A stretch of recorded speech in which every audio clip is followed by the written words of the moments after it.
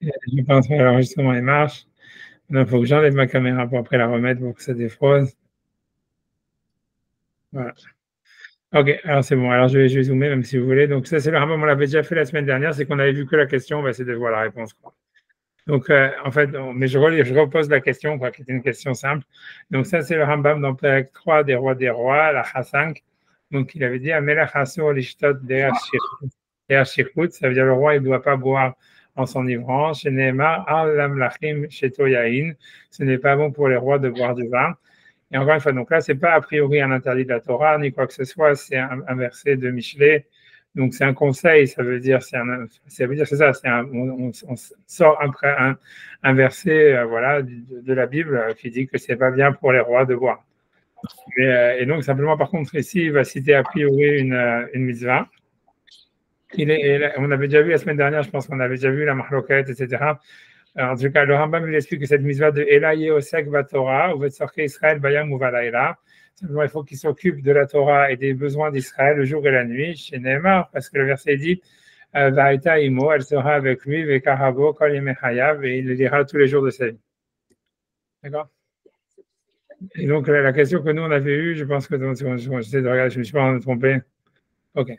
Donc, ça veut dire la question que nous on avait vu, donc on avait déjà vu la semaine dernière, donc il y avait un point de vue divergent, on a vu la chita du SMAG et de Rashi et tout ça, qu'eux ils expliquaient que ce n'est pas que le roi il avait spécifiquement une mitzvah d'étudier jour et nuit, qu'il n'y avait aucune différence entre la mitzvah d'étudier la Torah pour un roi et un juif normal, mais qu'en fait la mitzvah dont il était question, c'était simplement de dire la Torah de Akhel pendant lorsqu'on rassemblait le peuple une fois tous les 7 ans, et que c'est ça ce que ça voulait dire, il le lira tous les jours de sa vie, et que nous, on a complété cette mitzvah en écoutant la lecture de la Torah en public à la synagogue, etc.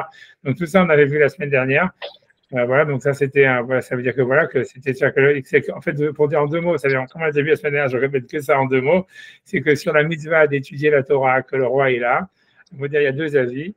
Il y a un avis, ça serait de dire que sa mitzvah, c'est pas en fait, tu vois, c'est pas vraiment d'étudier la Torah jour et nuit, mais c'est au contraire, c'est simplement une mitzvah d'enseigner la Torah ou de répéter la Torah tous les 7 ans dans la mitzvah de Hakhel. Et c'est ça la mitzvah qu'il a, comme le verset dit, il la lira tous les jours de sa vie.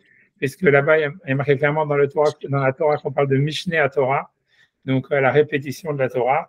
Et donc, Rashi là-bas, Rashi et Unkelos et tout ça, ils expliquent que ça parle en fait de la lecture qui était faite en public à la paracha de Hakhel. Mais sinon, il n'y aurait pas une mitzvah spéciale pour un roi d'étudier la Torah plus qu'un juif normal, puisque un juif normal, il a aussi la mitzvah d'étudier la Torah jour et nuit. Donc, on ne pourrait pas vraiment upgrader ça, quoi, grosso modo.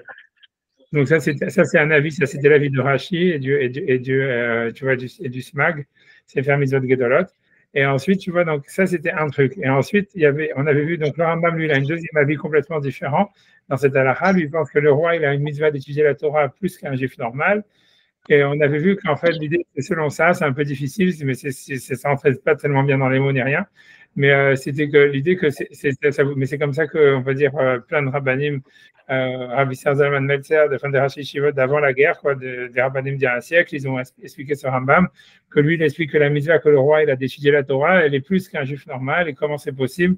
C'est qu'un juif normal, en réalité, lui, ici, il peut s'adonner, il peut aller à l'alcoolisme, tu vois, j'en sais rien. Ça veut dire au plaisir du monde. Ça veut dire la Torah, elle n'a pas mis de limite au plaisir qu'un juif il peut tirer de ce monde. Et donc en fait, ça veut dire que si jamais quelqu'un, eux ils expliquent, hein, c'est leur avis à eux. Je ne sais pas si on avait fait dans les mots la semaine dernière, je ne m'en rappelle plus. Non, je n'avais pas vu. Tu vois. On n'avait pas vu, tu vois. Ça veut dire si on peut le faire, tu vois. Ça veut dire, je pense que je l'ai mis là-dedans. 2 secondes, mais c'est avant de le faire, avant de regarder dans les mots, je dis à l'oral, tu vois, c'est que ça veut dire, eux, ils expliquent comme ça, parce que tu comprends, la question, elle est que, donc Maïmonide, lui, il explique que le roi a une mitzvah spécifique d'étudier la Torah. Et que c'est ça ce que le verset dit. On a vu les versets la semaine dernière, je ne sais pas si je revois encore les versets. Non, okay. Pas regarder les versets, mais ça veut dire que donc, lui, le Rambam explique que le verset qui dit il aura la Mishneh Torah et il le lira tous les jours de sa vie. Le Rambam, ici, dans cette halakha, il semble dire que le roi, il a une mitzvah d'étudier la Torah plus qu'un juif normal. La question est de dire comment c'est possible, puisqu'un juif normal aussi doit étudier jour et nuit. Alors, la réponse, c'est comme ça, c'est que ça veut dire ce que disent ces commentateurs, tu le vois, c'est Rabbi Zalman, ils disent comme ça, ils disent voilà, un juif normal, il a une mitzvah d'étudier jour et nuit. D'accord, très bien. Mais à quel point il veut profiter du monde, tu vois? La Torah, elle dit pas nulle part qu'un juif, il doit pas, par exemple, se saouler. Il n'a pas le droit de se saouler. La Torah, elle dit jamais, tu vois, même si à cause de ça, il va pas étudier la Torah. Imagine quelqu'un, voilà, il fait la tefila le matin, shacharit, machin, tatata. Et après, il dit, voilà, je vais boire de l'alcool, je bois de l'alcool, jusqu'au soir, j'en sais rien. Et après ça, il fait vite, et puis après, hop, je sais pas, il reboit de l'alcool, et n'importe quoi, pas que l'alcool, il peut, je sais pas, aller à la plage, j'en sais rien, tu vois, ça veut dire faire plein de trucs qu'il n'est pas obligé de faire, mais qu'il fait ça rien que pour kiffer, quoi. Et, Alors, mais, tu vois, et grave, donc, parce ouais, que la source du Rambam sur le fait de ne pas boire du vin, c'est Michelet. Et il y a aussi on pourrait avoir la même source pour le juif, c'est-à-dire que c'est pas que pour le roi. Il y a d'autres sources qui disent que. là-bas, il dit, parce que là-bas, il dit la melachim, mais c'est vrai que tu as trouvé Il y plein a d'autres sources, d'articles. il dit le vin Ok, d'après-midi. ok, ok. Ouais, mais c'est pour ça, tu vois, alors eux, ils disent qu'en fait, tu vois, le Rambam, il a ramené ça, t'as raison. C'est pour ça que c'est un peu difficile. Mais eux, ils veulent dire comme ça. Ils veulent dire qu'en fait, voilà, donc qu'est-ce qu'il veut le Rambam en disant ça, de ne pas boire et tout ça pour le roi? Lui, eux, ce qu'ils veulent dire que tout ça, c'est pour le roi, c'est une déduction de la mitzvah qu'on fait d'étudier la Torah. C'est-à-dire, eux, ce qu'ils expliquent, c'est comme ça. C'est que, d'abord, j'essaie d'expliquer, tu vois, avant de poser les questions. J'ai dit d'avoir l'idée, après tu poses des questions. Ça veut dire, l'idée, elle serait comme ça. C'est qu'un juif, lui, tu vois, ça veut dire, lui, il peut aller, il peut faire du ski, il peut aller boire dans les bars, il peut, j'en sais rien, tu vois, il peut faire ce qu'il veut. Voilà, il fait le schéma et même il étudie un petit peu, si tu veux, qu'il étudie un petit peu le matin, 10 minutes le matin, 10 minutes le soir pour faire l'Oyamou Sefer Azé. Et voilà, et il est quitte, il n'a pas de mitzvah d'amoindrir ses plaisirs pour étudier plus. C'est pas une obligation en tous les cas, il n'a pas une obligation. Si jamais il veut le faire, il peut le faire. S'il ne veut pas le faire, il ne le fait pas. Et ça, puisque la mitzvah d'étudier jour et nuit pour un juif, voilà, il veut l'accomplir avec la mitzvah du schéma, ou même en étudiant deux halachot le matin, deux halachot le soir, une Mishnah le matin, une Mishnah le soir. Tu as fait la mitzvah de la Gita Goyom Balayla, tu étudieras la Torah jour et nuit. Et le reste Mais alors, l'idée, c'est comme ça, c'est qu'un autre juif, par contre, ce qu'il a comme mitzvah, c'est que si jamais il va pas kiffer, il va pas en vacances, il va pas, je sais pas, il a pas d'alcool à boire, il a rien d'autre à faire, là, il a une mitzvah d'étudier la Torah. Il ne peut pas rester, tu vois, sans rien faire. Mais ça, je sais pas, mais ça, les vidéos YouTube, ça veut dire que tu fais quelque chose. Mais ça veut dire, ça veut dire, il ne peut pas rester sans rien faire, mamache. Et ça veut dire que pour un juif, la mitzvah, elle est, si tu n'as vraiment rien à faire, tu vois, ça veut dire, alors tu dois étudier. Si jamais, si jamais, Vraiment, on a fait le tour, ok. voilà, que tu as fait le tour et tout ça. Ou si ce que tu fais, ou si ce que tu fais, c'est comme si tu faisais rien. Ah, c'est toi qui as un truc comme ça, tu vois, c'est-à-dire, voilà. Donc, c'est là où tu as la méthode d'étudier la Torah, et sinon, tu dois étudier, voilà, deux à la route le matin, deux à la route le soir, t'es qui? Et ça veut dire que le juif, il n'a pas de mitzvah d'amoindrir ses plaisirs du monde, tu vois, quel qu'il soit, tu vois, ça veut dire boire du vin. Mais selon eux, ils ont pris le Rambam, il a pris l'alcool du vin parce que c'était un exemple que c'était facile pour lui à trouver, mais pour eux, si tu veux, le Rambam, l'histoire du vin, c'est un exemple. Ça veut dire, je pourrais prendre aujourd'hui, partir en vacances, je sais pas, tu vois, aller dans les restos, whatever, je sais pas, tu vois, ça veut dire aller au cinéma, j'en sais rien. Tu vois, ça veut dire qu'un juif normal, il n'a pas une mitzvah d'après la Torah de dire, ah, tu ne dois pas aller au restaurant, tu ne dois pas aller au cinéma, tu ne dois pas partir en vacances parce que tu dois étudier. Il n'y a pas un truc comme ça. Un roi, lui, il aurait cette mitzvah. Ça veut dire que le roi, lui, comme il a une mitzvah selon le Rambam d'étudier jour et nuit, ça veut dire que lui, il doit amoindrir ses plaisirs, il doit vivre, tu vois, d'une manière ascétique, on va dire, où tu vois, où ça veut dire, ça veut dire, voilà, il mange ce qu'il a besoin de manger, il boit ce qu'il a besoin de boire, et c'est tout. Et tout le reste du temps, il n'a pas le droit de dire, je vais partir en vacances, voilà, je vais aller, je sais pas quoi, aller dans un bar ou je vais aller dans un restaurant. Il doit étudier. Et c'est ça ce que le Rambam veut dire dans cette halakha. Et ça, c'est une obligation qui serait spécifique au roi, plus qu'un juif normal. Tu vois, ça, c'est ce que le Rambam dit. Donc, je ne sais pas si on peut le faire dans les mots. Je ne sais pas si je l'ai mis dans les mots. J'ai le livre en face de moi. Je peux prendre une photo. Je me rappelle que bah, ouais, ça doit être cette photo-là. Dans 2 secondes, ça veut dire là encore, je ne sais pas si j'arriverai. Enfin, je vais essayer de. Tu vois, il faudrait d'abord la rotate. Est-ce qu'il y en a un qui sait faire des rotates? Bah, si vous voulez. Alors, 2 secondes, ouais, je vais essayer. Ouais, je vais sur WhatsApp, j'avais déjà envoyé. Si tu vas sur le groupe, sur Maïmonide, tu vas sur le groupe du Rambam, machin, blablabla, et tu remontes, tu vas voir. Je peux essayer. Tiens, je peux essayer de faire. Attends, je vais essayer. Si je fais comme ça, je pense qu'on peut l'ouvrir. Si je fais Open with another app. 2 secondes, hein, j'espère de voir ça marche. Et après ça, même si j'arrive à rotate, après ça, il faut savoir comment. Je sais même plus que j'arrive, je sais pas comment on fait rotate. Je sais pas, mais vous l'avez.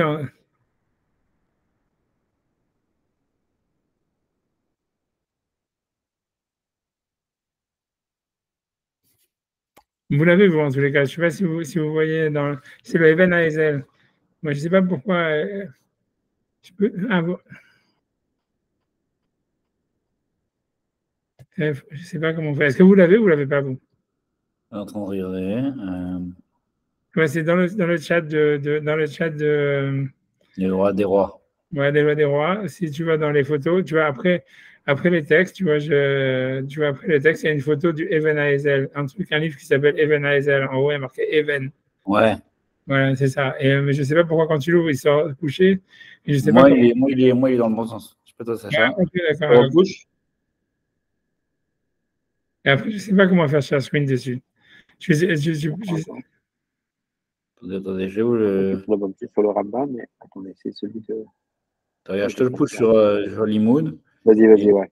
aussi le pusher sur Merci. Ouais, je l'ai dans le bon sens la aussi. screen. Merci. Ouais, voilà, je peux le faire. Moi, j'ai l'original ici, donc voilà, je l'ai pas encore changé depuis la semaine dernière, elle est toujours là, tu vois. Non, vous pouvez le mettre dans le mauvais sens si vous voulez.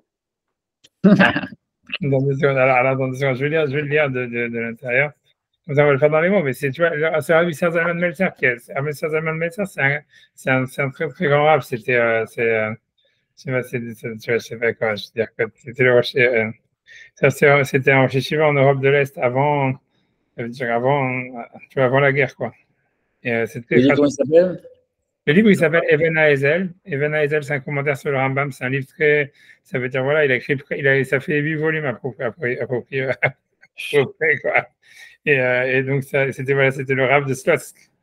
Et voilà. Et donc, lui, il a écrit ça. Qu'est-ce que je te dis? Tu vois, moi aussi, ça m'a étonné quand je l'avais lu. Ça m'avait étonné, mais c'est marqué, tu vois, je regarde dans les mots, hein, comme ça, tu vois.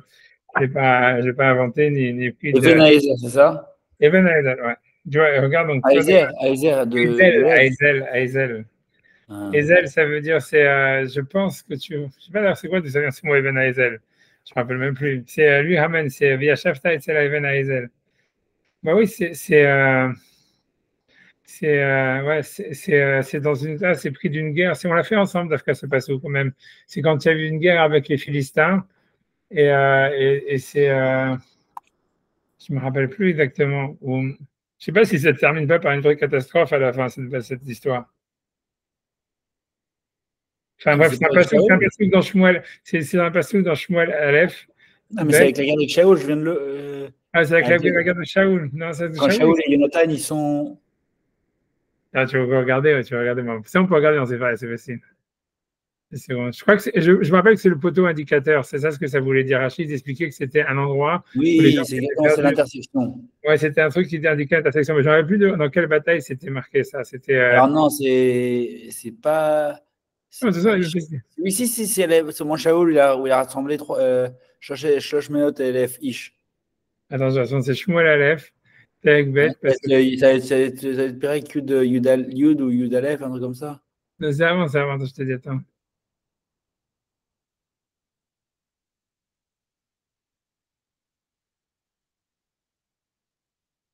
Attends, comment c'est possible? Ouais, c'est Shmuel Aleph Kaf. Ah, non, c'est mal regardé, c'est mal regardé. Ah, CAF? Ah non, alors je l'ai pas vu. Attends, je sais pas, attends, je vais regarder. Peut-être je me trompe de secondes. Il faudrait que je, au lieu de faire l'imbécile, il faudrait que je tape sur Google. Bon, Parce que CAF, c'est déjà.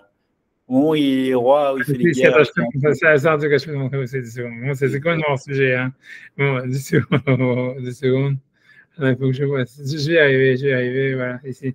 Tu vois, ça, c'est le passage où il y a Even Hazel. Vayomalo Yonatan, Machar Chodesh. Ah, tu as raison, c'est avec Jonathan et David. Ah non, je pensais pas que c'était C'est dans l'Aftara qu'on lit quand c'est Shabbat, ça tombe, Macha, quand ça tombe un dimanche. Ouais, quand Shabbat, quand je fais son dimanche, et donc il lui dit voilà, Veshila Shtat, Tered Meod, ou Batal Makom. C'est-à-dire, il lui dit voilà, quand tu vas faire le signe avec les flèches, et lui dit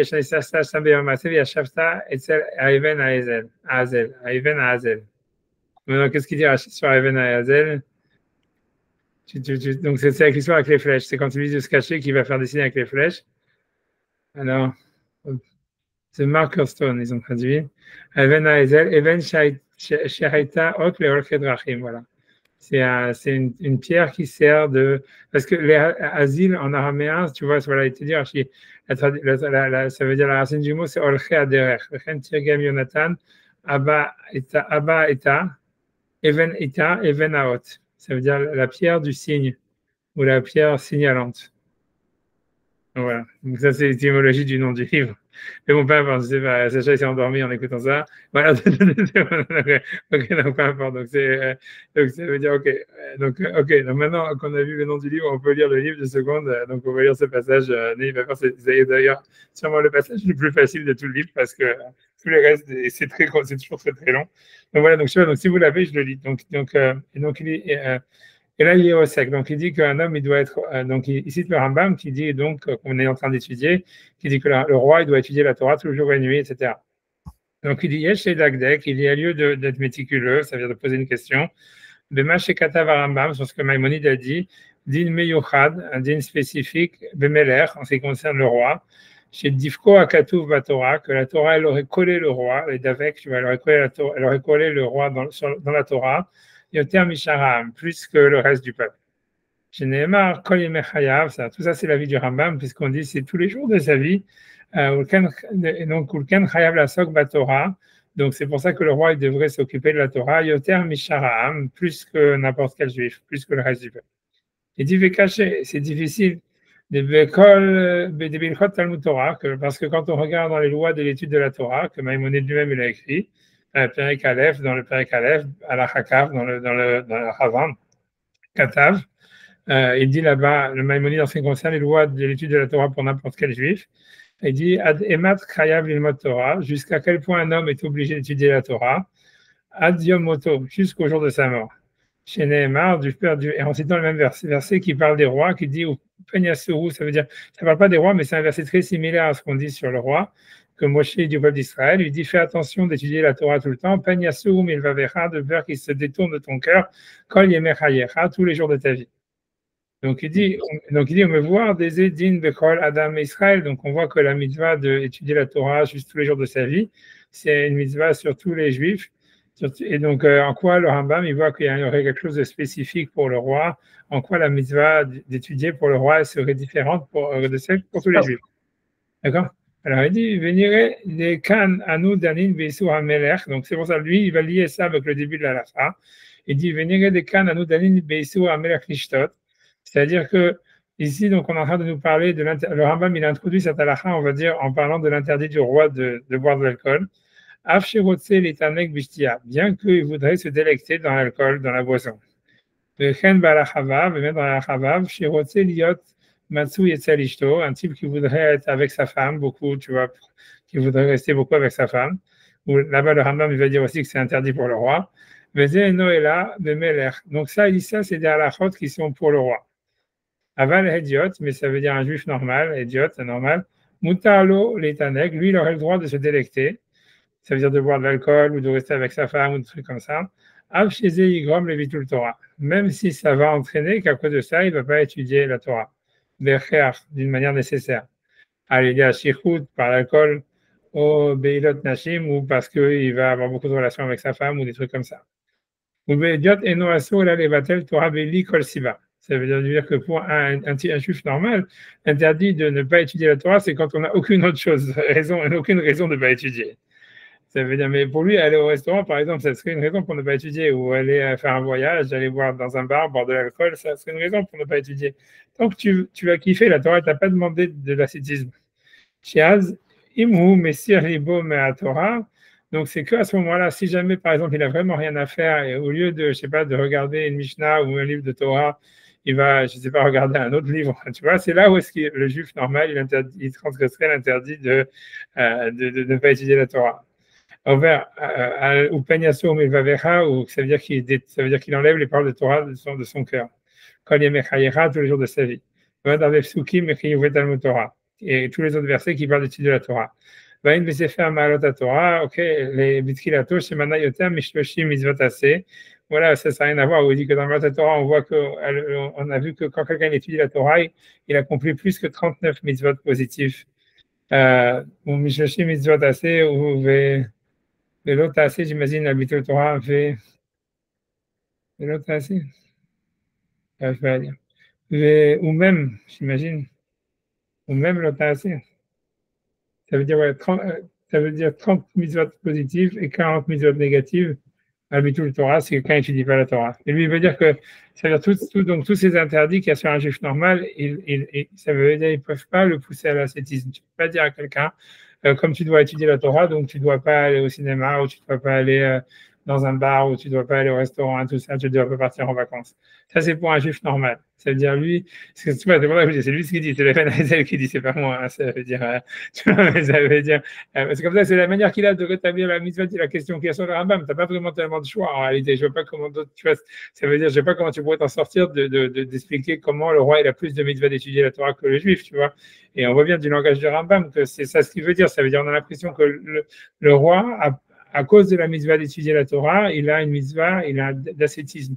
Ça veut dire de vivre, tu vois, comme un ascète et tu vois, de prendre le minimum, tu vois, c'est-à-dire, voilà, il ne peut pas boire de l'alcool et s'enivrer, il ne peut pas, voilà, rester très longtemps avec avec sa femme, tout ça, parce qu'en fait, tu vois, lui, il a une mitzvah d'étudier la Torah jour et nuit, et ça serait une mitzvah.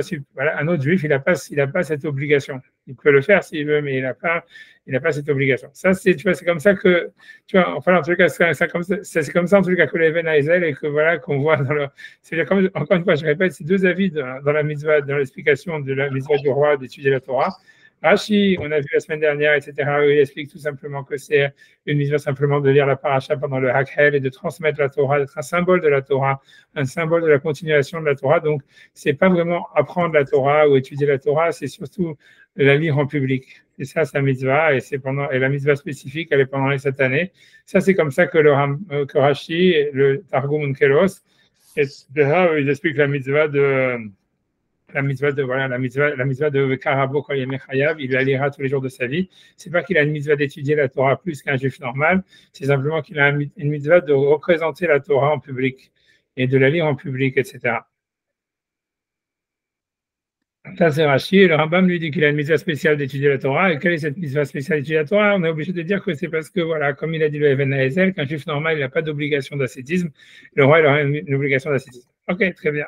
Mais moi, en tout cas, ça veut dire tout ça, c'était un préambule, parce que pour moi, la question que j'avais, comme je vous ai dit principalement sur ce Rambam, c'est comment est-ce qu'il fait entrer les besoins d'Israël dans l'histoire. Ça veut dire, je sais pas, maintenant, je vais revenir sur le Rambam. Tu vois, si je reviens, je fais ça.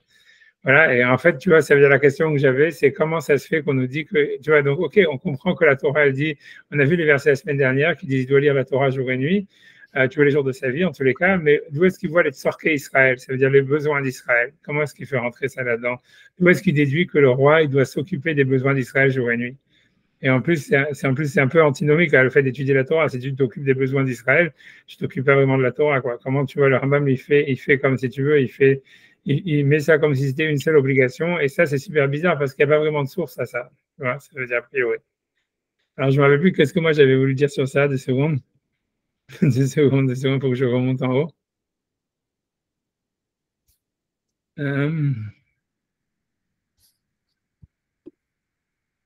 Ok.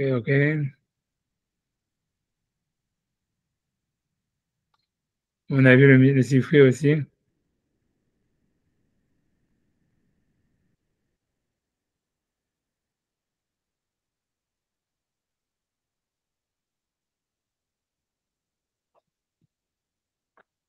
Yeah. Je ne sais pas ce que j'avais voulu avec le. 2 secondes, je clique sur le Talmud Yerushalmi. Je ne sais plus qu'est-ce que j'avais voulu avec ça.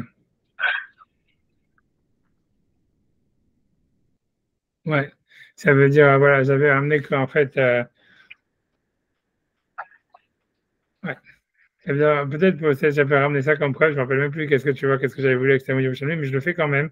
Parce que ce Talmud Yerushalmi, a priori, semble contredire, j'imagine, tu vois, ce que le Rambam dit, tu vois, c'est que voilà, j'ai complètement oublié ce que j'avais dit, mais ça veut dire c'est quand même intéressant de regarder, mais je pense que c'est de là où j'ai voulu partir, tu vois, c'est-à-dire, en fait, voilà, donc ça, c'est le Talmud Yerushalmi il parle de la mitzvah du roi d'étudier la Torah. Et là-bas, donc voilà, il dit, Yotze la milchama, quand il va en guerre, ve'imo, et la Torah est avec lui, chez Neymar, vaïta imo, ve'karabo, kol emechayav, elle sera avec lui et lira tous les jours de sa vie. Et la Gemara dit comme ça, elle dit, Vare advarim kalvachomer, et n'est-ce pas un kalvachomer?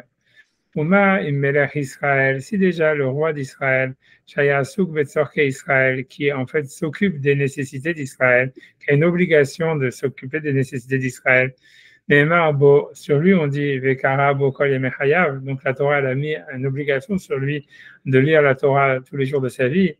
Ahediot, Alachat Kama Vekama.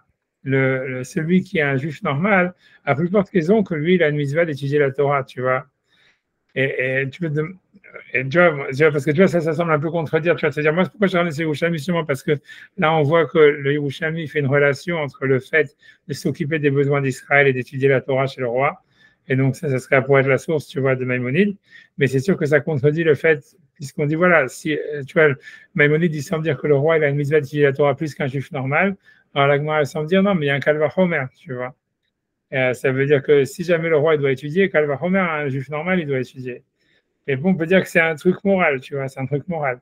Mais voilà, en tout cas, après ça, tu vois, tu vois, ça veut dire, encore une fois, le Yerushalmi continue, encore un truc comme ça, il dit Kayotsebo, Neema Yoshua, ça veut dire, on dit sur Yoshua que Moshe ou Hachem, il a dit à Yoshua, Vagitabo Yomam Balaila. Ça veut dire, il a dit à Moshe, il a dit à Yoshua, ou Hachem, il a dit à Yoshua, il lui a dit, quand il lui a dit, tu vois, ça veut dire Hazak Vehemat, c'est tout ça, il dit tout un passage, et tu étudieras la Torah jour et nuit. Et la Gemara dit là-bas, donc le Yerushalmi dit comme ça, il dit Valot Varem Kalvachomer, n'est-ce pas un Kalvachomer? Omar et Yoshua, si déjà Yoshua, Shosek Betzorke Israël, qui devait s'occuper de tous les besoins d'Israël et de conquérir la terre, Neymar Bo, Vagita Bo Yomabala, et là on a dit sur lui, en fait, ça veut dire tu vas t'occuper de la Torah jour et nuit. Hediot Logol Sheken, ça veut dire quelqu'un qui est en fait, comment dire, quelqu'un qui est un juif normal, n'est-ce pas, à plus forte raison. Et donc, en tous les cas, voilà, je ne sais pas, une seconde, je scroll up, tu vois, je ne sais plus. Ok, tu vois, mais ça veut dire, pour moi, ce que moi je pense que vous avez voulu prendre de ce Yerushalmi, c'est simplement qu'on voit déjà ici dans ce Yerushalmi une connexion entre ça veut dire le fait que le roi ou Yoshua, ils sont obligés de s'occuper des besoins d'Israël et le fait qu'ils doivent étudier la Torah. Et c'est sûr que, tu vois, après ça, le Kalvachomer, tu vois, il n'est pas clair. Tu vois, qu'est-ce que le Kalvachomer, il veut dire, tu vois, puisque, surtout si on dit qu'eux, ils avaient une mitzvah spéciale d'étudier la Torah, tu vois. Mais tu vois, alors, voilà, moi, je veux dire, tu vois, en fait, la réponse que moi, je veux dire, je pense que tu vois que sur cette histoire-là, donc, qu'est-ce que ça veut dire? Ça veut dire, en fait, quelle serait la mitzvah, peut-être pas simplement quelle serait la mitzvah spéciale du roi d'étudier, mais en fait, en quoi le Rambam, il fait lier cette mitzvah d'étudier la Torah avec le fait de s'occuper des besoins d'Israël. Et en fait, tu vois, c'est simplement basé, tu vois, sur donc voilà, je vais ramener ici une Gemara, tu vois, ça veut dire en Sanhedrin. C'est basé, en fait, ce que je dis, c'est, voilà, donc je dis d'abord la Gemara, etc. Voilà, donc ici, la Gemara, elle nous dit comme ça. Elle dit, la Gemara de Sanhedrin. Ouais, Sanhedrin 94b. Je suis dans la Gemara Sanhedrin 94b.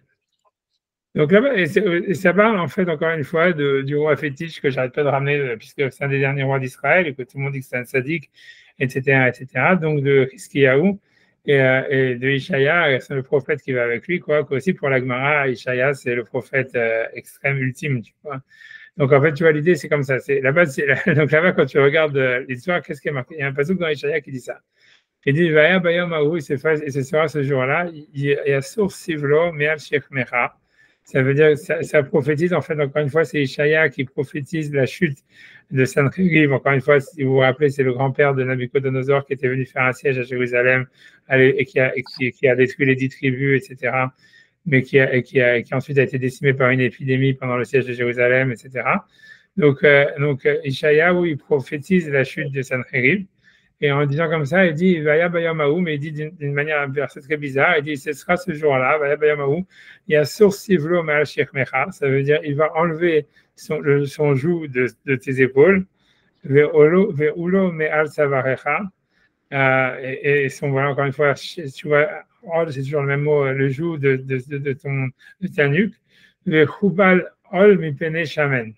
Ça veut dire, et le joug, ça veut dire le joug sera détruit par la graisse.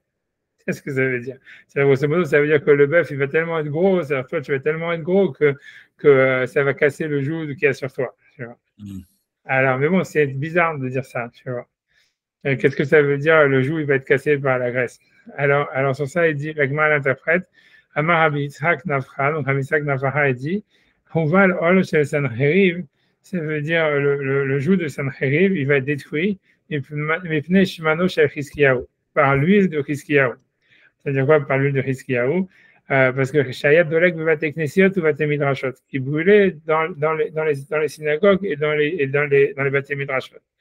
Et ça veut dire quoi? Donc, la Gemara explique. Qu'est-ce que ça veut dire? C'est-à-dire qu'en fait, Chizkiyahu, lui, quand il a vu la guerre, il a vu la situation, ça veut dire, tu vois, une situation de crise pour le cas d'Israël. Donc, lui, qu'est-ce qu'il a fait? Il a un petit peu le contraire de ce qu'ils essaient de faire en Israël maintenant. Ça veut dire, il a dit, il faut, tu vois, augmenter l'étude de la Torah et il faut forcer tout le monde à étudier. La Gemara, elle continue, tu vois, ça veut dire, dans une seconde, j'ai perdu la page, tu vois, une seconde. Mais tu vois, donc la Gemara explique, Maasa, qu'est-ce qu'il a fait? Naz Cherev al Petach Betamidrash, ça veut dire il a mis un glaive à l'entrée du Betamidrash. Ve'amar, il a dit Kol Misheno Sek Torah, tout celui qui n'est pas en train d'étudier la Torah, Yidaker Bacherev, ça veut dire il doit être transpercé par l'épée. Et à ce moment-là, tu vois, ça veut dire qu'il avait fait un décret, ça veut dire comme il y avait avec le pass sanitaire en France, que tu vois que si tu sors à 200, tu vas en prison et tout ça, c'est la même chose. Tu devais t'enfermer, tu vois, tout le monde devait être à la yeshiva et à la synagogue étudier. Et celui qui sortait, hop, il dit carrément même pas mis en taule, il était passif de peine de mort. Il a marqué, d'accord, c'est mis passif de peine de mort. Et donc ça a marché puisque les gens étaient obligés d'étudier à la yeshiva, donc ils n'avaient pas le choix d'étudier, tu vois. C'est pour ça d'ailleurs ça vient l'expression plein de fois dans la Gemara, elle utilise le mot chofshé bet midrash, ceux qui sont enfermés dans le bet midrash, parce que chavouch c'est emprisonné dans le bet midrash, captif dans le bet midrash, parce qu'à l'époque c'était ça, ça veut dire en fait la Torah elle s'est développée parce que Chizkiyahu il avait obligé les gens à rester à la yeshiva, quoi. Même les filles, même les garçons, même les filles pas ensemble, tu vois, mais ça veut dire les gens ils étaient obligés de rester à la yeshiva toute la journée. Et Badkou, et c'est vrai que dit, Badkou, tu vois, Midan, Vad, Beersheva, ils ont fait des tests, ça veut dire de Dan jusqu'à Beersheva, c'est-à-dire du nord d'Israël au sud d'Israël. Velo Matsu Amaretz. Ils ont trouvé à cette époque, il y avait personne qui était à Amaretz, qui ne savait pas étudier, qui ne connaissait pas la Gemara, qui ne connaissait pas la Mishnah, etc. Megivat Vadantiv Paris, ça veut dire de l'ouest à l'ouest. Velo Matsu Tinok Vetinoket, ils n'ont pas trouvé un enfant ou une petite fille, Ish Veisha, un homme ou une femme, Shalou Bekin, Belchot Tuma Vetara, qui n'était pas, comment dire, connaissant, expert dans les lois de pureté et d'impureté, que c'est les lois les plus compliquées qu'il y a dans le Talmud. Et ça veut dire que sa politique, tu vois, ça veut dire, sa politique, elle a apporté ses fruits, quoi, on va dire, si tu veux. Incroyable. Et après, on dit, l'auto-adore, et sur cette génération, Omer, il est dit, Vaya Bayamaou, et ce sera ce jour-là, Yechaye Ish Eglad Bakar, Vishtetson. Ça veut dire un homme, il va se nourrir avec ça veut dire avec une génisse et 2 brebis. Et Omer, ça veut dire les gens, ils se nourrissaient de minimum, quoi. C'est-à-dire l'économie, elle était réduite au minimum. Vaya Bayamaou, Kol Makom Asher Yesham Elef Gefen Velef Kesef, la Shamir Velachaïtiye. Ça veut dire que, en fait, ça veut dire après ça, puisque Sancheriv, ensuite, il a été battu, etc. Donc, si tu veux, les gens, ils se sont retrouvés, ils étudiaient la Torah à la base dans la pauvreté, puisque Sancheriv, il était venu, il a exilé les 10 tribus, il avait fait des razzias, détruit des villes entières, etc. Donc, c'était une situation de crise. Mais Chizkiyahu, dans cette situation de crise, il avait obligé les Juifs, si tu veux, à étudier. Après ça, ils ont été soumis miraculeusement, et en fait, finalement, c'est eux qui ont pris le pouvoir sur toute la région.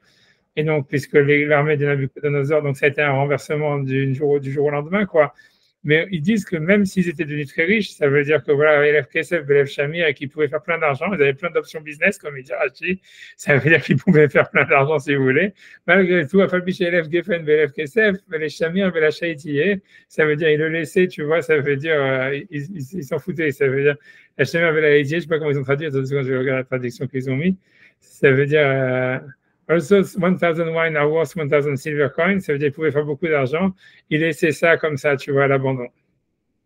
Tu vois, ça veut dire, mais donc voilà, donc ça veut dire qu'ils ont laissé tomber le business et ils faisaient que étudier, même quand ils avaient à la fin, ils avaient fait plein d'argent et tout ça.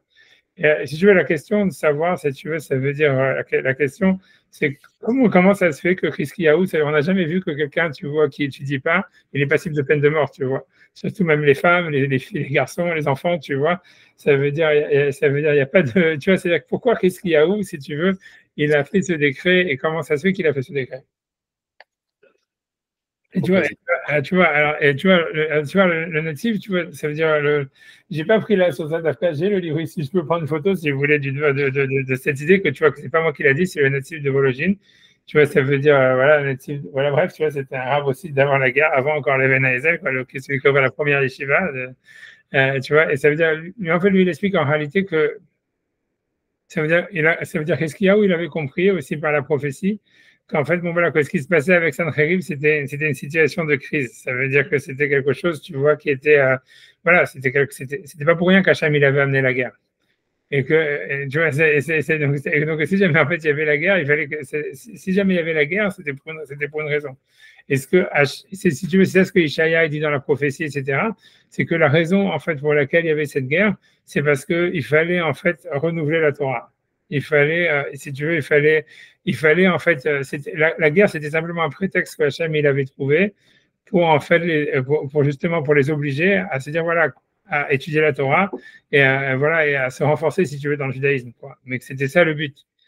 Mais d'un autre côté, non seulement ça, mais si tu veux, parce qu'il faut comprendre l'histoire, tu vois, ça veut dire, et ça, je pense que tu vois que le natif, il a raison, c'est-à-dire, ça veut dire, je continue l'histoire, c'est que la vraie question, c'était pourquoi, en fait, il y a eu cette, ça veut dire, comment dire, cette guerre, et ça veut dire, quel était le sens de tout ça? Pourquoi, et en fait, si tu veux, quand tu regardes là-bas, quand tu regardes, si tu veux, à l'époque de Hiskiyahu, il y avait déjà un roi qui était avant lui, ou que tu vois, qui était avant Hiskiyahu, que lui, il avait, ou qui est juste après, mais si tu veux, il y avait déjà un roi avant qui avait demandé de prendre l'Arche sainte et de l'enterrer, parce qu'il savait que le temple allait être détruit. Et en fait, l'idée, c'est que tu vois, ce qu'il faut comprendre, tu vois, c'est-à-dire ce qu'il faut comprendre, et même, tu vois, quand je sais pas, on l'avait vu la semaine dernière, quand par exemple, Hiskiyahu lui-même, il a montré son, comment dire, son palais, ses trésors au Goïm pour les impressionner. Hachem, il avait dit un décret comme quoi ses enfants, ils allaient être esclaves, ou ils allaient être des eunuques et esclaves chez le roi de Nabucodonosor, chez le roi d'Assyrie. Et tout ce qu'il a dit, on a vu Hiskiyahu lui dit, est-ce que ça va arriver de mon vivant? Et il dit non, ça n'arrivera pas de son vivant. Donc, à cause de ça, il était content. Et tu vois, la question est de dire, tu vois, pourquoi il était content? On a vu, quand on a vu, pourquoi est-ce qu'il était content que ça n'arrive pas de son vivant? En quoi, tu vois, ça veut dire, comment dire, ça le rendait heureux que ça n'arrive pas de son vivant. Et c'est-à-dire que l'idée, c'est qu'il savait, en fait, que le temple allait être détruit. Il savait que ça allait se terminer, que, si tu veux, le décret était déjà fait, on va dire. Mais là, il savait, ça veut dire ce qui s'était passé avec l'histoire de Sancherib, avec cette histoire-là, tu vois, qui a détruit les 10 tribus, mais que tout le peuple il s'est rassemblé en un seul peuple, tu vois, pendant cette période qui a duré une vingtaine d'années ou une trentaine d'années, à cause de l'épidémie qui a détruit l'armée de Sancherib, etc. Et cette période de rémission qu'il y a eu, en réalité, donc, si tu veux, Hiskiyahu, il a compris que cette période de rémission que Hachem il leur envoyait, c'était qu'il devait préparer, en fait, si tu veux, la Torah pour la génération à venir. C'est parce que tu vois, ça veut dire qu'il y a, pour expliquer l'histoire, il faut comprendre, tu vois, il y a une question, je ne sais pas si j'ai déjà dit, mais je répète, cette question, c'est un grand mystère de l'histoire, si tu veux. C'est que tout le judaïsme rabbinique, ça veut dire toute la Torah orale pratiquement qu'on a, si tu regardes la base de cette Torah, ça veut dire de la Mishnah, de tout ça, en fait, le texte de la Sidour, de la prière rituelle, tout ce qu'on a, tu vois, quand est-ce que ça a été fait? Ça a été fait en Babylonie pendant les 70 ans d'exil. Et pendant les 70 ans d'exil, tu vois, ça veut dire qu'à cette époque-là, si tu veux, Ezra, il a changé, il a l'écriture du Sefer Torah. On a le Sefer Torah actuel, ils ont écrit tout le Sidour tel qu'on a. Ils ont, tu vois, instauré les prières, instauré tout le truc, tout ce qu'il fallait pour, après ça, quand il y avait le deuxième temple, tu vois, pour que tout le judaïsme rabbinique, tu vois, ça veut dire qu'on connaît, il soit fondé à ce moment-là. Alors, quand tu vois les histoires, tu vois, sur les Juifs qui étaient en Babylonie, comme par exemple, tu vois Daniel, Ezra, Néhémie, tout cela, les prophètes, dit qu'il y a les Juifs qui ont été amenés en captivité dans la cour de Nabucodonosor. Eux, ils ne savaient même pas qu'ils étaient Juifs, ils ne savaient même pas c'était quoi manger cachère, c'est marqué dans le texte, tu vois, c'est pour ça qu'au début, ils ne mangent que des graines, parce qu'ils disent, voilà, comme on ne sait pas ce qui est cachère, on ne sait pas ce qui n'est pas cachère. Et Daniel, il dit, ouais, il faudrait qu'on mange cachère, mais on ne sait pas c'est quoi, alors il dit, on va manger des graines. les graines, c'est sûr, c'est cachère. Et puis pendant tout le temps, toute leur jeunesse, ils ont fait manger que des graines. Mais on voit qu'ils ne savaient rien. Ça veut dire strictement rien, tu vois. Ça veut dire ils n'avaient aucune éducation juive, vraiment rien. Et tu vois, et ça veut dire, et la question, elle veut dire, tu vois, donc, comment est-ce que tu vois toute cette Torah, d'où elle est sortie, tu comprends? D'où est-ce que Ezra, si tu veux, il connaissait la Torah, d'où est-ce que les Anchik Neset Agdola, qui ont écrit, tu vois, ça, tout le Nossar de la Tfila, d'où est-ce qu'ils sont sortis? Comment il y avait les Anchik Neset Agdola qui étaient en Babylonie, où est-ce qu'ils avaient appris eux-mêmes la Torah, d'où est-ce qu'ils venaient, de quelle tradition ça sortait, tu vois, si tu veux. Jusqu'à aujourd'hui, si tu veux, les rabbinim, si tu veux, ils se demandent, pas les rabbinim, mais les goïms, ils disent, ouais, le judaïsme rabbinique, c'est un judaïsme moderne qui n'a rien à voir avec la Bible et tout ça. Mais en fait, tu vois, l'idée, tu vois, ce que tu regardes historiquement, en fait, c'est clair que le judaïsme, c'est-à-dire toute cette étude, c'est décrit dans la Gemara, etc., elle a été faite à l'époque de Chizkiyahu, quand il avait fait ce décret que tout celui qui sortait de la yeshiva était passible de peine de mort. Ça veut dire que Chizkiyahu, il avait compris que cette guerre qu'il y avait avec Sancheriv qui venait faire un siège et tout ça, bien qu'il avait une prophétie que ce siège-là, il allait tomber, comme il avait dit Ishayahu, et qu'il allait être sauvé, que pendant 30 ans, ils allaient avoir plein d'argent, ils allaient avoir une rémission et tout ce que tu veux. Il avait compris que tout ça, c'était un message que Hachem, il leur disait, voilà, maintenant, on va vous donner 20 ans ou 30 ans, où vous allez avoir, ça veut dire, voilà, vous avez d'abord une crise, parce que voilà, ils sont venus attaquer, tous les Juifs, les 10 tribus ont été, le royaume des 10 tribus a été complètement saccagé, tout le monde s'est réfugié en Israël, etc., etc. Mais c'était la guerre, quoi. Et le type, ça veut dire Sancheriv, il avait une armée, il a détruit les villes du nord d'Israël, il a fait plein de massacres, etc. Et il savait que c'était une guerre, qu'il y a une crise et que tout le monde s'était réfugié à Jérusalem pour le siège et tout ça. Mais qu'il savait que le but de tout ça, c'était qu'il fallait qu'ils étudient la Torah. D'une manière, tu vois, ça veut dire beaucoup plus que ce qui était nécessaire. Tu vois, pas pour simplement, tu vas faire la mitzvah, d'étudier la Torah, voilà, je fais mes 2 à la route le matin, 2 à la route le soir, et ça va. C'est qu'en fait, tu vois, il fallait, et pourquoi? Parce que l'étude qu'il faisait, c'est l'étude qui allait préparer la Torah pour la génération d'après, pour, en fait, ce qui va se passer après la destruction du temple. Et que, tu vois, et que c'était maintenant qu'il fallait le faire. Tu vois, un petit peu, tu peux voir ça un petit peu aujourd'hui. C'est-à-dire que tu vois, quand tu vas dans les yeshivot aujourd'hui, tu vois, toute la Torah que nous on a, c'est la Torah des rabbanim des yeshivot qu'il y avait avant la guerre. Et tu vois, il y avait plein de rabbanim, ils savaient que tout ça, ça allait détruire, que la Shoah allait arriver, etc. Mais tu vois, ils ont voulu, ils ont écrit tous ces livres, ils ont fait tous ces yeshivot, etc. Parce qu'ils savaient que c'est par là, en fait, qu'après la Shoah, la Renaissance, elle allait venir par là. Tu vois, mais ça veut dire, et c'était exactement ça ce qui s'est passé.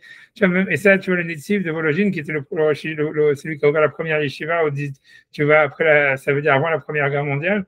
Tu vois, on sent, il écrit ça dans l'introduction de son livre, tu vois, ça veut dire qu'on sent que lui-même, il avait pressenti tout ça. Et que tu vois, mais voilà, et donc ça veut dire que l'idée, ce que je veux dire par là, c'est qu'en fait, on voit que la véritable mitzvah d'étudier la Torah, elle est en fait dans la période de crise.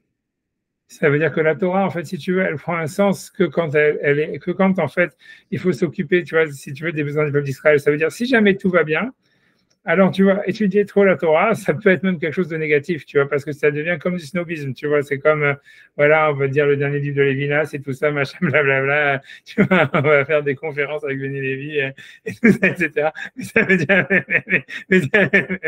tu vois, mais c'est ça, tu vois, c'est Stam, tu vois, ça devient Stam du snobisme. Non, mais c'est pour rigoler que je dis ça. Mais ça veut dire, ouais, j'ai Benny Lévy à cause de, voilà, marketing. Mais tu vois, mais ce que je veux dire, tu vois, non, mais c'est-à-dire, tu vois, ça veut dire qu'en fait, la Torah, elle prend un sens que dans une période de crise. C'est ça l'idée. Et c'est ça la mitzvah qu'on apprend du roi. Et c'est pour ça, tu vois, parce qu'en fait, tu vois, c'est parce qu'il y a une nécessité, parce qu'il y a une crise. Alors, c'est à ce moment-là qu'il faut, tu vois, qu'il faut étudier, parce que une crise, ça veut dire en réalité qu'il y a quelque chose, tu vois, il y a besoin d'un renouveau, il y a besoin de quelque chose. Et même si jamais on ne peut pas éviter la crise, en général, tu vois, ça veut dire, ils savaient que le Beth Amikdash allait détruit, ils savaient que finalement, c'était une période de rémission qui allait durer une vingtaine d'années, mais qu'après, ils savaient qu'après, il y aura toujours un renouveau, tu vois, il y a toujours un lendemain.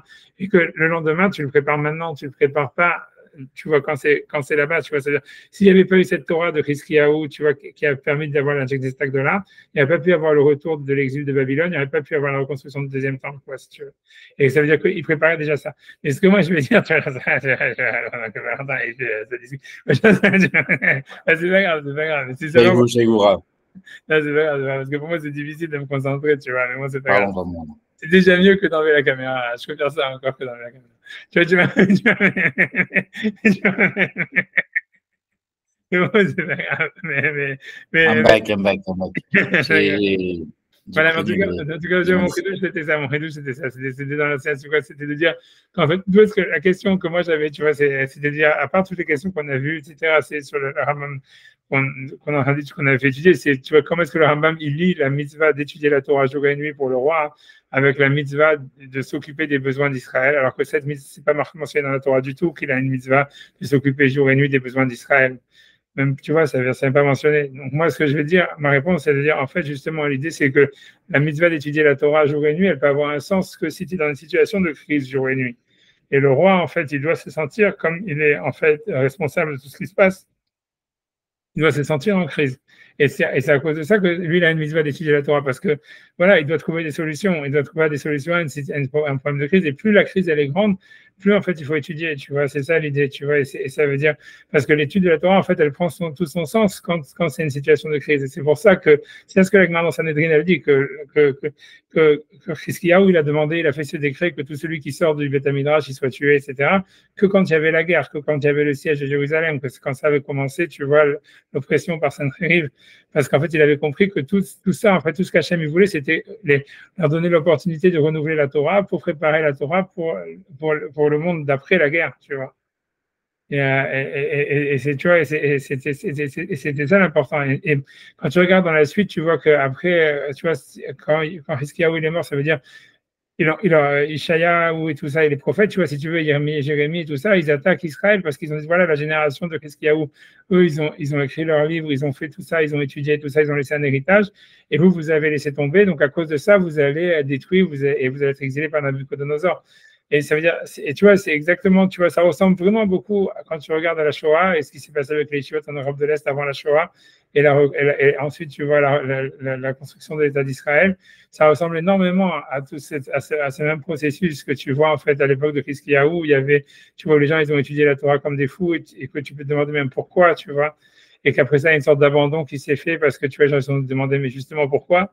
Parce que, tu vois, tout allait bien, etc. Et la crise, elle s'est arrêtée. Et c'est à ce moment-là qu'il y a eu la vraie Shoah, quoi, qu'il y a eu la vraie destruction du temple. Et qu'après ça, tu vois, il y a une reconstruction qui est basée sur, tu vois, sur la Torah, qui avait été étudiée avant, tu vois, avant la crise, tu vois, ou quand la crise était déjà prévue, mais tu vois, où elle avait été repoussée par cette étude, tu vois, par ce mouvement qu'il y avait eu à ce moment-là. C'est complètement similaire. Déjà ça, tu vois, ça veut dire de retrouver cette même similarité, c'est extraordinaire d'une certaine manière. Et c'est surtout, c'est incroyable de voir que les rabbinim qui l'ont vécu à l'avance, ça veut dire, tu vois, comme le natif de Vologine et tout ça, ils l'avaient anticipé, quoi. Et tu vois, ça veut dire, quand il avait la première yeshiva, en fait, ils savaient que eux, quand ils ont ouvert la yeshiva, ils savaient qu'il allait avoir la Shoah. Ça veut dire 5 ans. Ils ne savaient pas comment, ni quoi, etc. Mais ils savaient que, si tu veux, ils étaient dans une situation perdue, mais ils savaient qu'il allait avoir un renouveau après la Shoah. Et ils savaient que ce renouveau qu'il allait avoir après la Shoah, il allait dépendre de l'étude qu'ils faisaient maintenant, tu vois.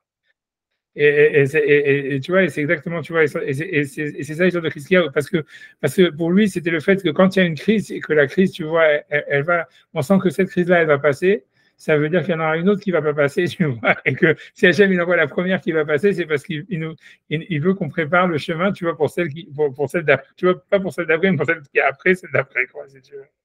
Et pourquoi vous dites qu'il y en a une autre qui va pas passer après? C'est parce que tu vois, ça se ressentait, c'est-à-dire que quand tu regardes l'histoire de Hiskiyahu, tu vois, nous, je ne parle pas du présent, je ne sais pas, tu vois, je ne connais pas, tu vois, le futur. Et j'espère que, bon, moi, je suis comme dans ta chaîne, tu vois, il n'y aura pas de problème. Mais ça veut dire, mais ce que ça veut dire, c'est que quand, par exemple, tu vois l'histoire de Sanheriv, par exemple, tu vois, ça veut dire Sanheriv, c'était le grand-père de Nabucodonosor. Si tu veux, Sanheriv, si tu veux, le problème avec les royaumes du Nord, si tu veux, sont pas, quand tu regardes l'histoire d'Israël, ils sont pas nouveaux, si tu veux. C'était un ongoing problem, si tu veux. C'est depuis le schisme, tu vois, après la mort de Salomon, si tu veux, pour expliquer en 2 mots, c'est-à-dire comment dire, ça veut dire les enfants d'Israël, ils sont restés plus ou moins 1000 ans, ça veut dire entre la venue des Juifs en Israël avec Moshe et Josué et la destruction du temple par Nabucodonosor, il y a à peu près 1000 ans, tu vois, pour être vraiment schématique.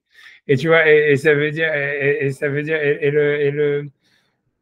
comment dire, et voilà, et ça veut dire, depuis que, si tu veux, dans les 500 premières années, en fait, bon, il y avait, tu vois, c'était chaotique, mais il n'y avait pas de danger, si tu veux, nulle part. Je veux dire il y avait tous les problèmes qu'il y avait avec les voisins d'Israël, si tu veux, c'était pas des problèmes qui mettaient l'État d'Israël, la présence des Juifs en Israël en danger, tu vois, d'une manière fondamentale.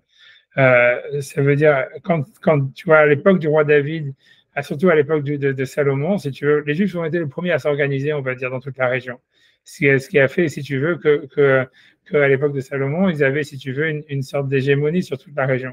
Tu vois, c'était eux la grande puissance du Moyen-Orient.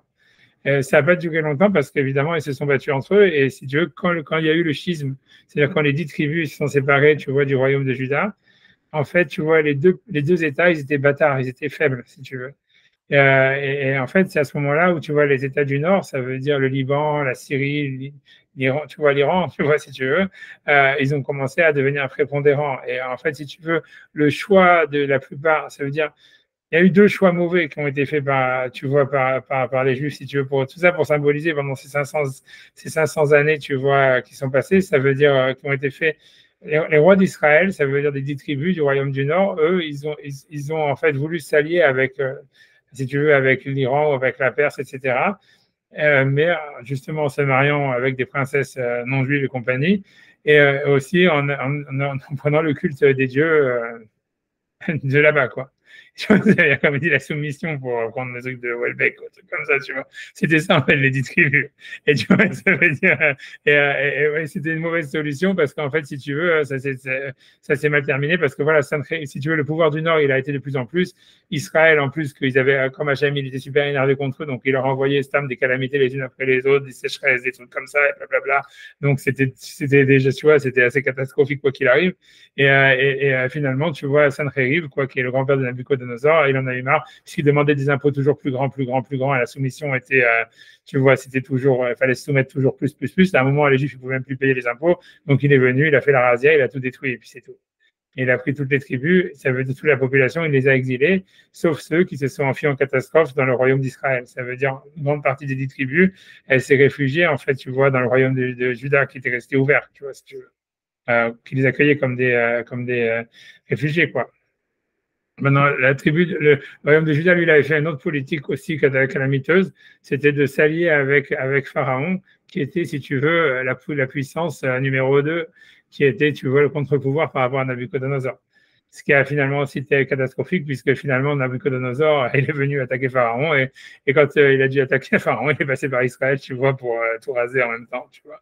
Mais ça veut dire, mais ce que je veux dire, tu vois, je sais pas pourquoi, comment je suis venu à parler de ça, mais ça veut dire, si tu veux, les prophètes, ça veut dire, non, mais ce que je veux dire, voilà, c'est que tu vois, les gens, ça veut dire, les prophètes, Vous tu vois, demandez pourquoi celle d'après, elle ne passera pas. ouais, parce que tu vois, ça veut dire ça veut dire que, si tu veux, ce que je veux dire, c'est que voilà, c'est qu'à partir déjà un siècle avant, ça veut dire depuis déjà, je sais pas quel roi tu pourrais nommer, mais ça veut dire à l'époque de Hiskiyahu, on va dire que Hiskiyahu, j'imagine, les 60 ans avant la destruction du temple par Nabucodonosor, un truc comme ça, tu vois, ou 50, je ne connais pas les dates exactes, tu vois, j'ai pas vraiment dans ma tête le truc, mais ça veut dire depuis un siècle, tu vois, les gens qui étaient intelligents, les prophètes, tu vois, ils savaient que ça allait mal se terminer. Parce que déjà, si tu veux, depuis le début, quoi, quand il y a eu le schisme après la fin du royaume de Salomon, les deux royaumes, en fait, ils n'étaient pas viables, en fait, tu vois.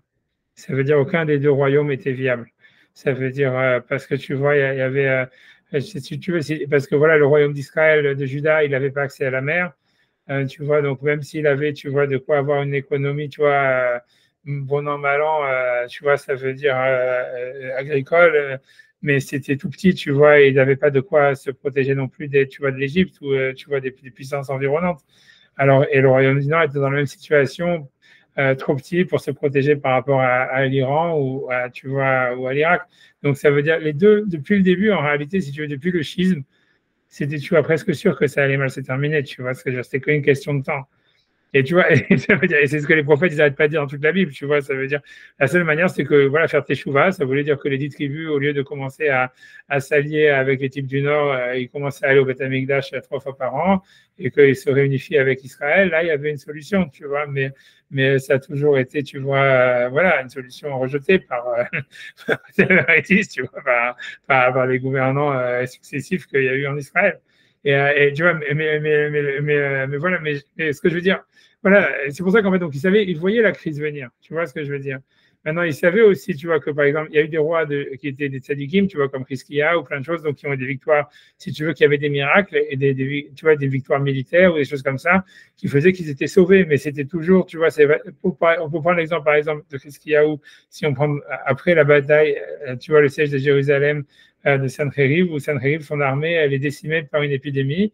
Et comme on a dit, tu vois, ça veut dire, c'est ce qu'on a vu dans le verset qu'on a décrit au début, voilà, comme il y a plus, comme c'est comme si tu imagines, c'est comme si tu disais toute l'armée de l'Iran, et qu'il était venu avec tout, parce que lui, il était venu saccager tout le Moyen-Orient, et il voulait aller ensuite en Égypte. Donc, il avait pris non seulement toute l'armée de son pays à lui, qui est la Mésopotamie ou la Syrie, mais en même temps, si tu veux, tous les pays environnants qui avaient été subjugués, si tu veux.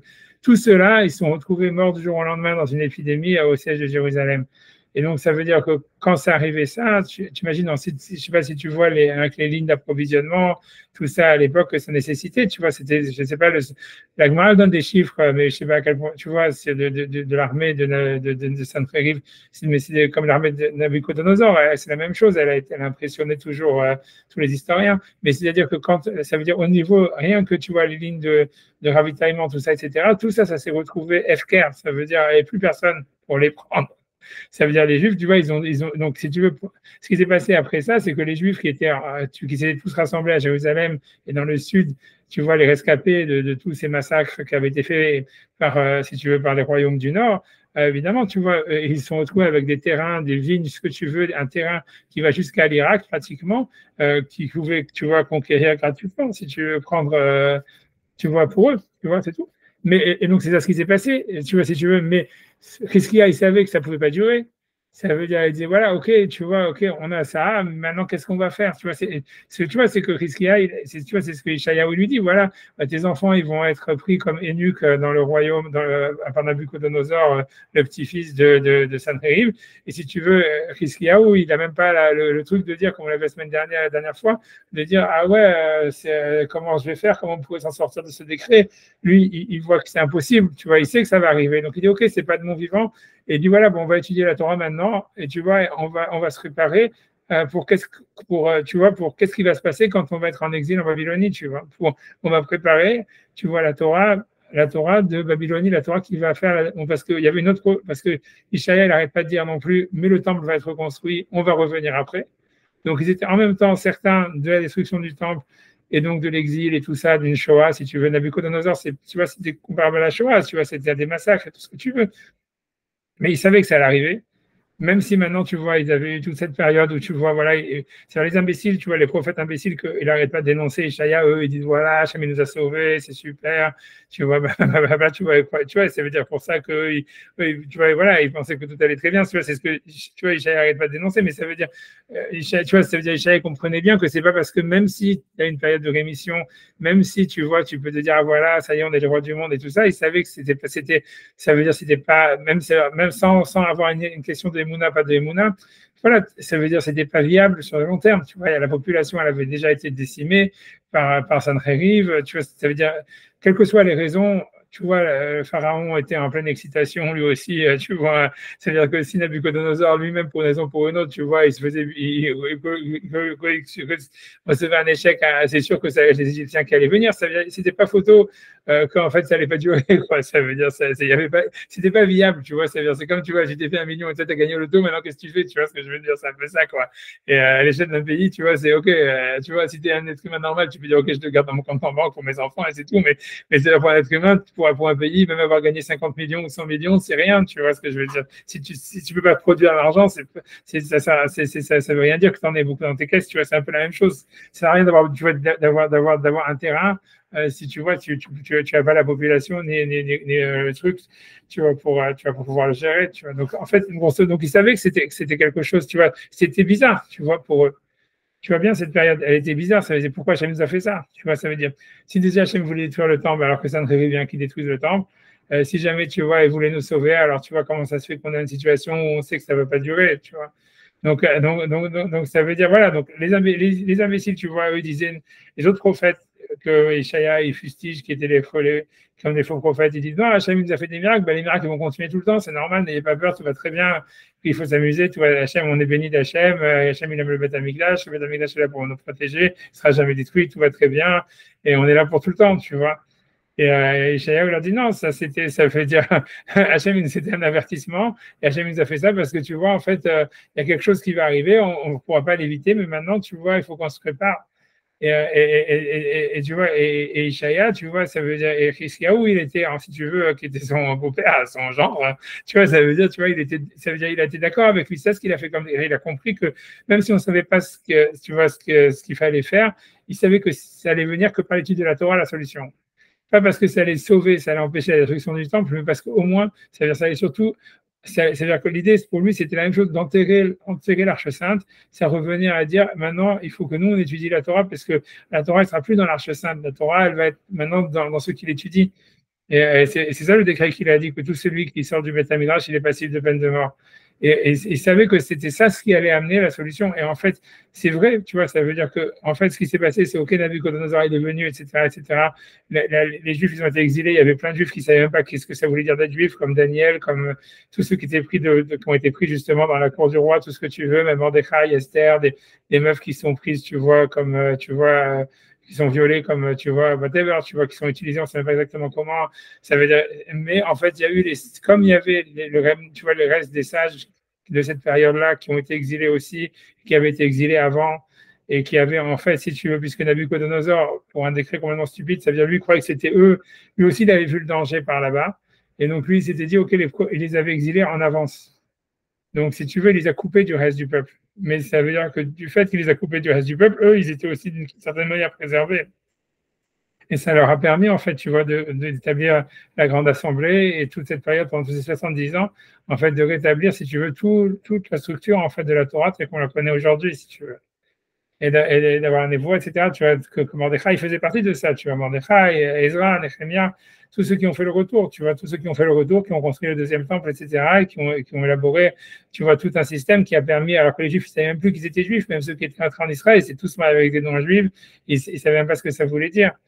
Et tu vois, ils ont réussi, tu vois, ça veut dire à redresser la barre de zéro complètement, tu vois, mais ça a été fait en fait parce que Hiskiyahu, il avait, si tu veux, tout ça, ça avait été comment dire, si ça avait été planté, les graines de cette délivrance, si tu veux, elles ont été plantées à l'époque de Hiskiyahu quand il y a eu la guerre de Sanherib, parce que si tu veux, Hiskiyahu, il a eu l'intelligence, tu vois, de voir ça. Que ça veut dire qu'il s'est dit, si Hachem nous fait ça, et nous fait le siège de Sanherib, il nous fait ses attaques, il nous fait que tout le monde est rassemblé à Jérusalem, il nous fait tout ça, c'est parce qu'en fait, c'est un warning, tu vois, c'est un warning sign, et ça veut dire que nous, on doit faire quelque chose, tu vois, et que même si on ne sait pas qu'est-ce que c'est sûr que, tu vois, ça peut être que l'étude de la Torah, c'est sûr, c'est la solution. Et en étudiant, on trouvera. Tu vois, c'est ça ce qui s'est passé. Les gens tu es sûr que les gens de l'Antiexagdola, ils ne savaient pas eux-mêmes qu'est-ce qu'ils allaient faire, tu vois, ça veut dire, ils ne se disaient pas, ouais, on va écrire des Mishnayot, on va faire un prière rituel. Tu vois, ça n'existait pas la prière rituelle pendant 1000 ans chez les Juifs. Il n'y avait que les sacrifices du temple et tout ça. D'où ça leur est venu cette idée de faire ça, de faire l'idée du minyan, de faire tout ça, alors que normalement dans la Torah, on te dit tout, on ne peut prier que au temple. Ça veut dire c'était interdit de faire un groupe et d'amener des sacrifices à l'extérieur du temple.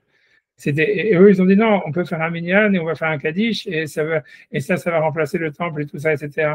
Mais tout ça, ça a été pensé pas en Babylonie. En Babylonie, ils étaient complètement, tu vois, ils étaient sous les fers, ils étaient complètement massacrés, ça a été pensé à l'époque, tu vois, de comment dire, à l'époque de Hiskiyahu, tu vois. Ça avait cette période de rémission qu'il y a eu avant, tu vois, la grande catastrophe.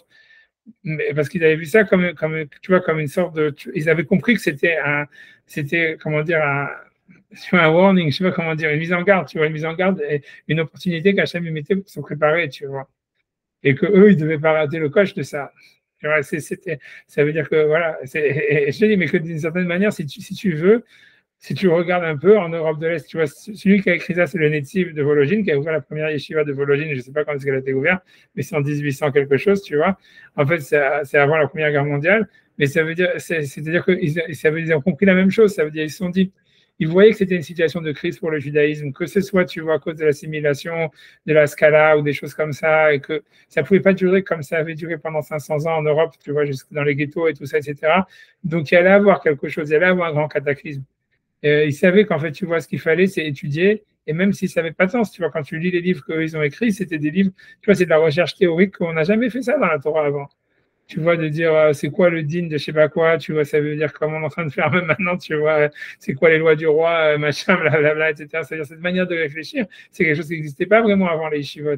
Avant, tu vois, c'est s'il y avait un problème halachique qui se posait, alors on réfléchissait pour décider ce que c'est permis ou interdit, qu'est-ce qu'il faut faire, etc. C'était pas, on va réfléchir sur des cas, tu vois, ça veut dire qu'il n'existe pas, ou sur, pour comprendre c'est quoi vraiment la théorie de ça, c'est quoi vraiment ça, c'est quoi vraiment ça, et que on met des gens qui étudient la Torah 24 heures sur 24 et qui font rien d'autre. Ça n'existait pas avant. La yeshiva de Réver et... Ouais, ça existe. C'est pour ça que même, tu vois, la Gemara, ça existait, mais ce que je veux dire, ça existait pendant des périodes, tu vois, ça existait dans des périodes. Tu vois, l'idée, c'est que voilà, ça veut dire qu'ils ont compris que c'est ça ce qu'il fallait faire, que Hachem, il leur donnait un warning avec la Scala, avec tous ces trucs-là, avec en même temps le fait qu'il y avait la révolution industrielle et tout ce qui se passait, qui faisait que tous les repères, ils étaient perdus, que ça allait se terminer par un cataclysme, et que maintenant, tout ce qu'il fallait faire, c'était étudier, et que c'est ça ce qui allait permettre, tu vois, tu vois, de donner les graines pour ce qui allait se passer après le cataclysme. Tu vois, ça veut dire, voilà, c'est toute la Torah qu'on a, elle vient de là-bas. Tu vois, je veux dire, rien à dire. Tu vois, tout, tu vois, ça veut dire, tu vois, mais voilà, mais je sais pas, mais pour moi, tout ça, je dis ça des Hagav, tu vois, ça veut dire, moi, j'ai ramené ça parce que je voulais simplement expliquer que la Torah, en fait, elle prend son sens que quand elle est dans une situation de crise. Et que principalement, tu vois, ça prend un sens d'étudier jour et nuit, de dire voilà, comme il a dit Chizkiyahu, voilà, on va mettre un glaive et celui qui sort du Beth Midrash, on va le tuer, etc. Que parce que tu sais qu'il y a une crise. Tu vois, c'est ça ce que le verset dit au début. Il dit le joug de Sanheril va être brisé par la graisse, c'est-à-dire par l'huile du Beth Midrash. C'est parce qu'il y a le joug de Sanheril, il y avait une attaque, il y avait une crise, que c'est là où il fallait étudier, tu vois. C'est parce qu'en fait, la crise, elle est là justement parce qu'Hachem, il veut te forcer à renouveler la Torah, et donc toi, tu dois utiliser ça pour, tu vois, pour t'approfondir, tu vois, pour renouveler l'étude de la Torah. Mais c'est pour ça que si le roi, le Rambam, donc il a expliqué, il a compris que si le roi il a une misère d'étudier la Torah jour et nuit, ça veut dire que lui doit se sentir dans une situation de crise jour et nuit. Et comment c'est possible? C'est parce que lui, il a une obligation de s'occuper des besoins d'Israël jour et nuit. Ouais, c'est comme ça que moi je voulais répondre le Rambam. C'est comme ça que le Rambam il apprend de ce pasouk la mitzvah pour le roi de s'occuper des besoins d'Israël jour et nuit. Voilà, c'est ça le chidouche. Si vous voulez, on va essayer de faire le deuxième Rambam, tu vois, parce que je sais pas, j'ai un peu de temps, j'ai une petite côté, je sais pas ça fait combien de temps qu'on a commencé, mais je veux si on peut commencer peut-être le deuxième Rambam, tu vois, 2 secondes. Hein, regardez le deuxième Rambam, tu vois, ça veut dire aussi. J'ai 8 minutes. 8 minutes, ok, on va essayer. Laisse-moi de. Parce que c'est pas très long, c'est qu'une idée. Je peux dire simplement l'idée générale. C'est bon, il faut que je me rappelle, tu vois, de.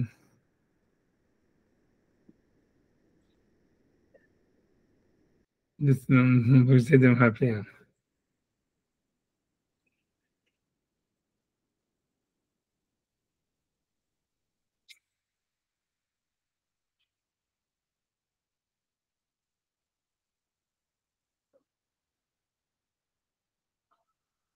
Qu'est-ce que j'ai voulu dire? Une seconde. J'ai oublié qu'est-ce que. Une seconde.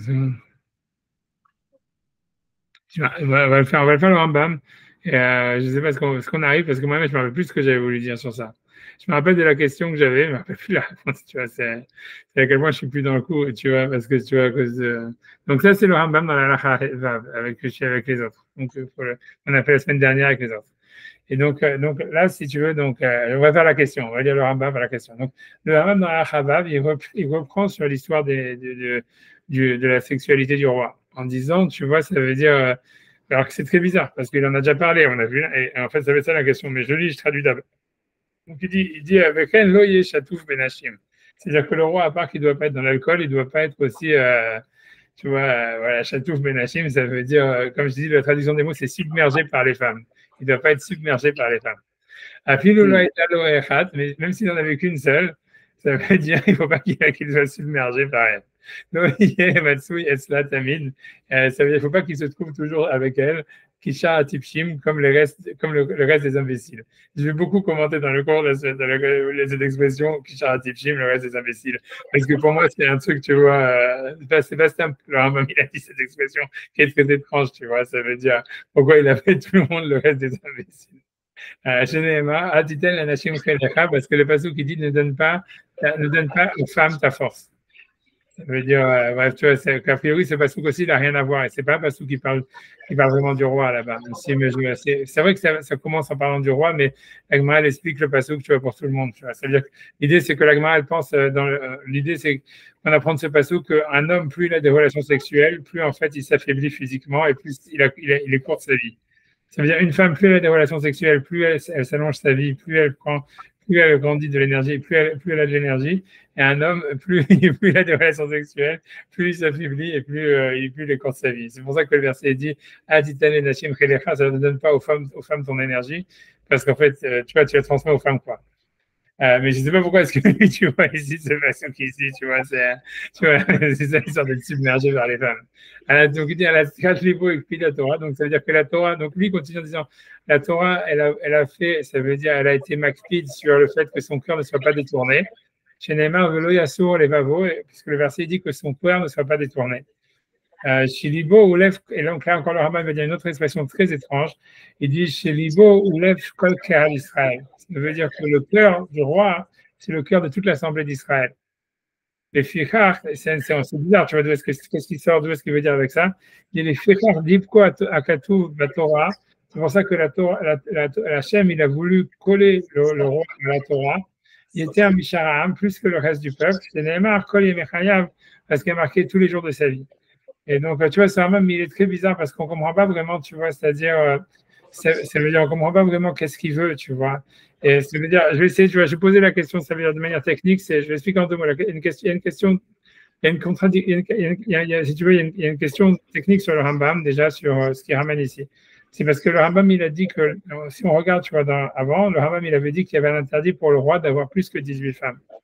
Et c'est ça l'interdit, en fait, de Lo Yarbelo Nashim, qu'il n'ait pas beaucoup de femmes. Et en fait, si tu veux, le verset, quand il dit parce qu'il ne faut pas qu'il détourne son cœur, il vient expliquer cet interdit. Et en réalité, quand tu regardes la Mishnah, ce qui est la source de la halakha, en fait, tu vois, il y a trois avis. Il y a un avis qui pense que ça ne dépend pas du nombre de femmes, ça dépend en fait si jamais les femmes elles détournent son cœur. Et c'est pas, et donc en fait, tu vois, c'est pas qu'il y aura un nombre de femmes spécifiques qui serait interdit. C'est en fait, c'est la qualité des femmes qui est plus importante que la quantité. Tu vois, la ça m'a dit, si jamais c'est, selon un avis, c'est si ces femmes sous des sadiquettes que tu vois, qui le poussent à étudier la Torah, à faire les mitzvot et tout ça, etc. Alors, selon cet avis-là, il n'a aucun interdit d'avoir plein de femmes. Il peut en avoir 30 s'il veut. Parce que tu vois, elles ne sont pas en train de le détourner de la Torah, etc. Et l'important, ce n'est pas le nombre, c'est la qualité, tu vois. Et ça, c'est un avis dans la Mishnah. Il y a un autre avis dans la Mishnah qui dit qu'en fait, c'est l'interdit principal, c'est sur le nombre. Et donc, lui, il donne un chiffre, il dit 18, tu vois. Et tu vois, il y a un autre avis qui dit en fait que c'est pas, que c'est, comment ça marche, j'ai oublié comment ça veut dire que, ça veut dire, 2 secondes, comment ça marche. J'ai oublié, c'est comment ça. On va voir dans la Mishnah, parce que dans les mots, mais ce que je veux dire, c'est que le problème qu'il y a dans le Rambam, c'est que le Rambam, il se contredit, c'est-à-dire à partir du moment où lui, il a tranché dans la halakha que c'était un interdit, ce qui définissait l'interdit, c'est le nombre de femmes et pas la qualité des femmes. Tu vois, il ne peut pas dire après ça qu'un homme, le roi, il aurait un interdit, tu vois, d'être submergé par les femmes parce qu'elles vont lui détourner son cœur. Parce que tu vois, le fait tu vois, ça veut dire, tu commences, je peux pas, soit tu dis en fait, l'interdit d'avoir beaucoup de femmes, c'est pour pas qu'il détourne son cœur, c'est ça l'interdit, c'est d'avoir le cœur détourné par les femmes. Et donc à ce moment-là, ça dépend pas en fait d'un nombre de femmes déterminé, ça dépend en fait de la qualité des femmes. Et c'est ce que le Rambam il semble dire ici, tu vois, on a l'impression. Mais, alors que d'un autre côté, tu vois, ça veut dire, alors que le Rambam dans la halakha d'Alet, quand il a cité la halakha, il a dit non, c'est un nombre de femmes limité, c'est un nombre de femmes. Et ça, si tu veux, c'est contradictoire. Si tu veux. Ça, c'est la question sur le Rambam. Je sais pas, je vois, quand je vois que j'ai peur je vois que surtout Valentin, il a l'air de complètement collapser. Valentin pourri là, ça y est, je vais m'arrêter. Je vais refaire le prochain Rambam. J'essaie de comprendre. On rattrapera un jour ou l'autre. On reprend là. Une fois. Mais tu vois, on va rattraper. C'est comme les parachutes en Eretz Israël quand tu vois Shabbat qui tombe Yom Tov, là. Un jour ou l'autre, on va y arriver, on va rattraper. Je suis content en tout cas qu'on ait pu étudier ça. Et voilà, c'est une belle semaine d'été. Vous avez les mariés mais comment si vous voulez regarder tout ça. Et voilà. En tout cas, Bizarre Kacha Besameach, voilà, que des bonnes nouvelles. Voilà. Des bonnes nouvelles, des bonnes nouvelles, des bonnes nouvelles. Voilà, Voilà. bonne lecture à Sacha. En tout cas, voilà, si tu veux toi essayer de voir. Je me demande, moi je suis simplement curieux combien ça coûte en Israël. Combien le shipping, combien est-ce qu'ils chargent le shipping d'Amazon? Ici, ils chargent. Je vais vous dire combien ils chargent ici. Ici Vous savez, aussi. Non, je crois que c'était. Non, moi, ça fait partie de Prime. C'est ça, sur Prime. Ouais. Sur Prime. Sur Prime, t'es gratos. Alors sur Prime, tu payes pas le Ouais, shipping. Non, Ah, super. non, c'est pas le shipping. J'attends mes ordres. Ok, donc c'est super. Donc c'est pas. Voilà. Ok, ouais, c'est tout. J'arrête. J'enlève le comment dire pour enlever ça déjà. Arrive cet après-midi. Il est à 36,60. C'est à 36,60 si jamais t'as pas Prime. Non, si, t'as Prime. Mais c'est en canadien. Ah, ok, d'accord. Ça fait quoi? Ça fait. Ok, donc c'est quand même cher. Ça fait